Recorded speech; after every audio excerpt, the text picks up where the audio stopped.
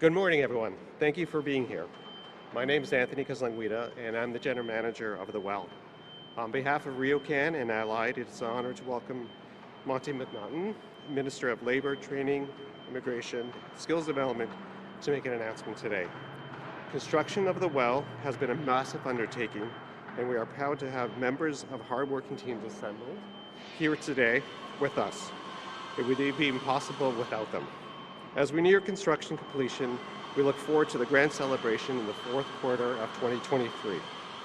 I would like to give you a preview of a few moments to share what makes this property so unique. The Well is the most ambitious mixed-use endeavour in Canada. It is a bold reflection of Toronto's energy and diversity and an extension of the urban vitality of King West. Bordering Front, Spadina, and Wellington, it is a mixture of retail, commercial, and residential spaces in downtown Toronto that will draw approximately 22,000 daily visitors and create 1,300 new retail jobs. The design includes 320,000 square feet of retail and food service and 1.2 million square feet of office space. As we all know, more housing is needed in Ontario. The Well House has 1,700 residential spaces spread throughout 6 rental and condominium buildings, plus 1 office building connected to 3 levels of retail base and parking for 1,650 cars and 1,900 bikes. The Well is a choreographed mixture of urban experiences, dynamic architecture, and interconnected public spaces. Thoughtful and purposeful design underpins everything it achieves. With a pedestrian-focused centered focus, the Well represents and responds to the strong desires of downtown Toronto today. Walkability, community building, and the ability to create connections while seamlessly blending old and new. To sum up, the Well is set to become one of Toronto's most vibrant destinations, a hub of culture, dining, shopping, working, and living. We encourage exploration and discovery, creating a gathering space and building a strong sense of community. Our office tenants have started to occupy the iconic office of 8 Spadina. The residential community has started occupying the first 3 residential towers. Our retailers have begun occupancy in the spring of 2023 with rolling openings and increased animation of our community throughout 2023. We're excited for the celebration in the fourth quarter of 2023, highlighting the Well's vibrant amenities, retailers, businesses, office tenants, and residents that make the Well a world-class property. There's no doubt the Well is a marquee project for Toronto that will be an iconic landmark and destination in the city for years and decades to come. Thank you, Mr. McNaughton, Office, for giving us the opportunity to host this event to showcase the Well. I'd now like to call the Minister to share the announcement. Mr. McNaughton, the floor is yours. Thank you so much, Anthony. Good morning, everyone. It's really great to be back here at the Well. Thanks for having us here today. A very exciting announcement. As I said, it's a pleasure to be back here at the Well. This is the largest construction project in the entire province, literally creating thousands of well-paying jobs. I also want to thank Tridel, Justin Van Det, and the team for hosting us here as well. I want to begin by recognizing 2 of my colleagues and friends, Deepak Anand, MPP from Mississauga-Malton, and my parliamentary assistant, as well as Sharif Sabawi, MPP from Mississauga, Erin Mills. Both of them are internationally trained in engineering, and I know today's announcement is very personal to them. So thank you, Deepak and Sharif, for being here today. It's also great to be here with Christopher, Vice President of Professional Engineers Ontario, Sarah Alcia, Executive Director, Newcomer Women's Services Toronto, and Hiba El-Nasiri, whose story I'm excited for all of you to hear today. Across Ontario, more than 300,000 jobs are going unfilled, costing our economy billions in lost productivity. At the same time, only a quarter of internationally trained immigrants in our province are working in professions they've studied. It doesn't take a math major to figure out these numbers just don't add up. And we need to unleash the talent we have here at home. Premier Ford, and I hear it every day, that the single biggest barrier to immigrants landing well-paying jobs is a requirement many regulators have for Canadian work experience. An immigrant may have the international experience, skill, and technical training to pass all the licensing requirements to work in their field, but when they come to Canada, it counts for virtually nothing. That's why, in the fall of 2021, I was proud to introduce our historic first Working for Workers bill, which bans regulated professions from having unfair and discriminatory Canadian work experience requirements across more than 30 professions by December 2023. This move was the very first of its kind anywhere in Canada. It's common sense and, more importantly, long overdue. Because if you have the skills we need and are willing to work, my message is simple. Ontario wants you and will give you a fair shot at a better life. That is why just this week, my ministry has invited 1,700 internationally trained immigrants to apply for our Ontario Immigrant Nominee Program through our skilled trades stream. Today, I'm proud to announce Professional Engineers Ontario is the first association in Ontario to remove the Canadian work experience requirement from their application criteria following our legislation. This move is a game changer that will help thousands of qualified immigrant engineers pursue their dreams over the coming years, all while maintaining Ontario's world-class licensing and exam requirements. These are well-paying jobs which pay on average more than $100,000 per year, and which we are short 7,000 positions in Ontario. Immigrants are crucial to our culture and our economy. They build businesses our families rely on and help address the historic labour shortage we face. But it's an all too common experience when newcomers arrive that discriminatory barriers keep them from practicing their chosen skill or profession and living the life they dreamed of. I want to personally congratulate the engineers for taking this important first step. In the coming months, my office will continue working with associations who want to proactively remove their restrictions before we void them at the end of 2023. Whether you represent architects or land surveyors, my expectation is for every regulator to be proactive and not wait until December the 2nd. To all newcomers in Ontario, I want to assure you, Premier Ford and our entire government will continue to knock down barriers on your behalf, spreading good jobs and opportunities to every corner of Ontario. With that, it's now my pleasure to turn it over to Christopher, the Vice President of Professional Engineers Ontario. Chris, over to you.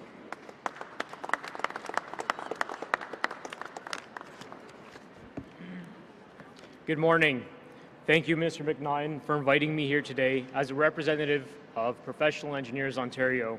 It's both an honor and a privilege to be part of this event.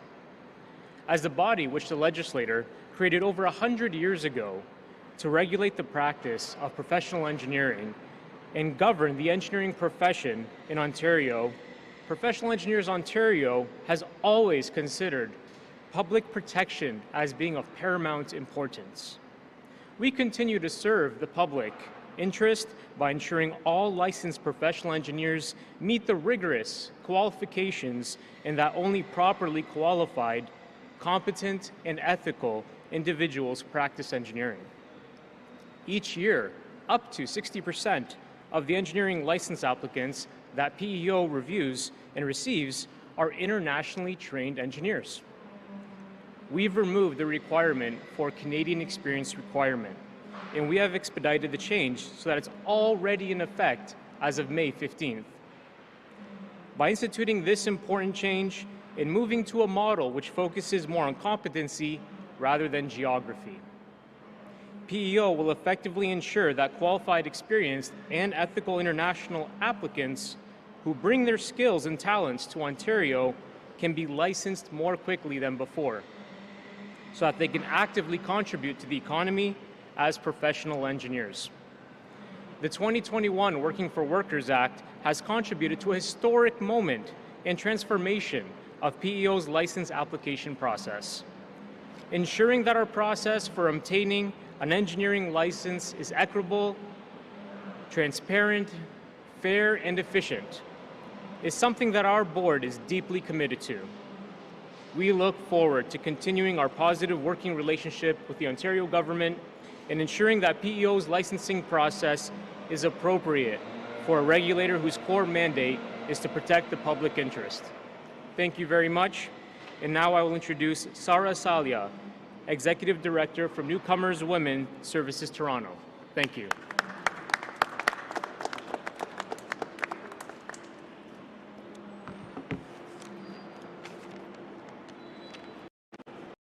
Thank you, Christopher, for the introduction, and congratulations to the Professional Engineers of Ontario for leading by example and being the first regulatory body to remove the requirement of Canadian experience.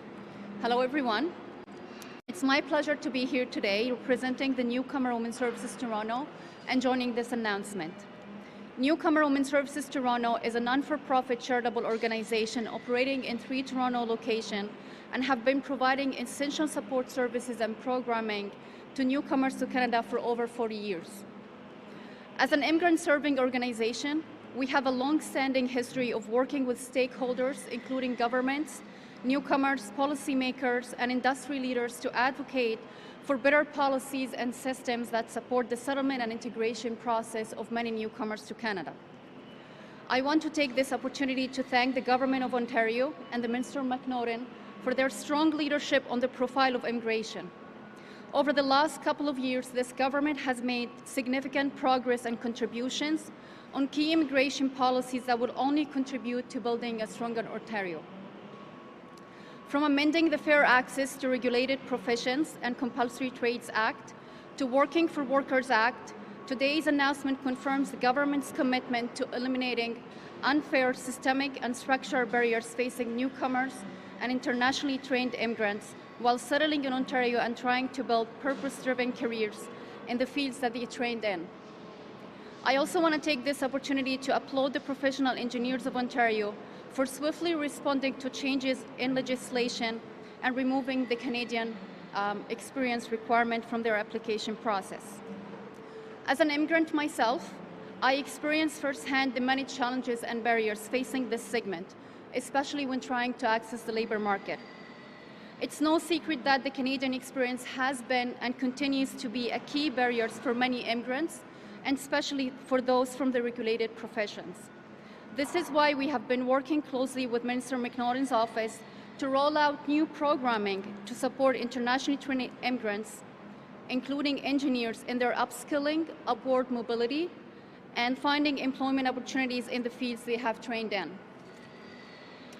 Thanks to Minister McNaughton's office for investments made in the Skills Development Fund, our organization is able to support hundreds of newcomers to Ontario through our Advanced Leadership Program and other Employment Ontario programs.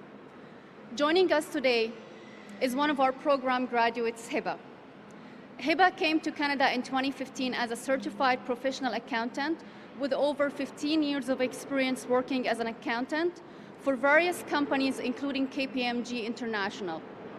Despite her extensive international banking and financial experience, Hiba continued to face a disadvantage in the labor market due to her lack of Canadian experience as a racialized immigrant woman.